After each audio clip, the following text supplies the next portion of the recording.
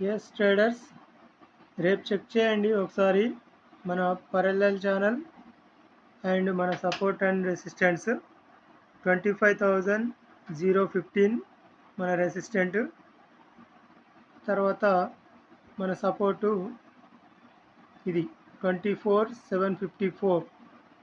Okay, రేపు check చేయండి. రేపు చెక్ చేస్తే మీకు కూడా అర్థమవుతుంది.